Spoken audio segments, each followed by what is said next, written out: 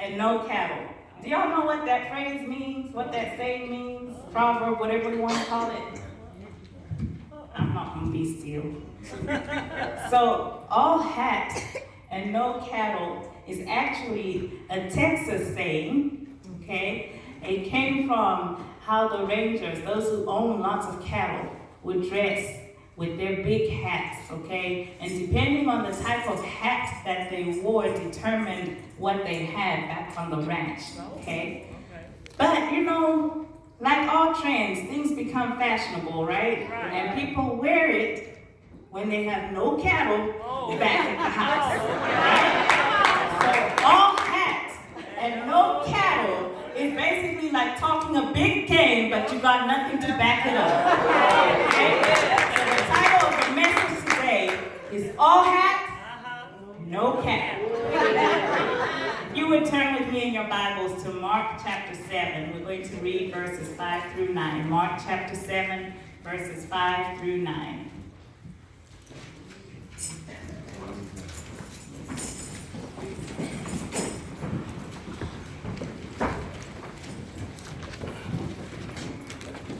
And it reads, Then the Pharisees and scribes asked him, Why walk not thy disciples according to the tradition of the elders, but eat bread with unwashed hands? He, Jesus, answered and said unto them, Well hath Isaiah prophesied of you hypocrites, as it is written, This people honoreth me with their lips, but their heart is far from me. Howbeit in vain do they worship me, teaching for doctrines the commandments of men. For laying aside the commandment of God, laying aside the commandment of God, ye hold the tradition of men, as the washing of pots and cups, and many other such like things ye do. And he said unto them, Full well ye reject the commandment of God, that ye may keep your own tradition. You may be seated. I wonder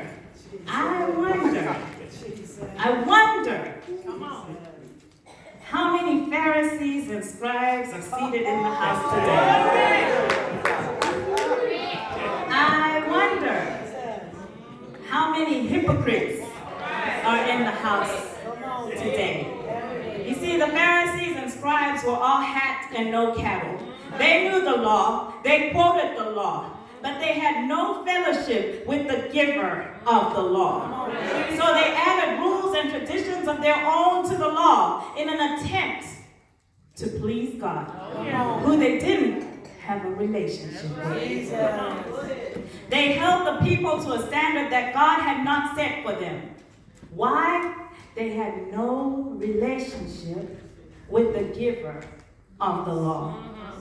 Any human attempt to live according to the law without fellowship with God or with the God of the law is vain. It's futile. All it does is lead to destruction, not just for yourself, but all the people following you. That's right. You're all talk and no power to back it up. Think about the sons of Sceva. When we look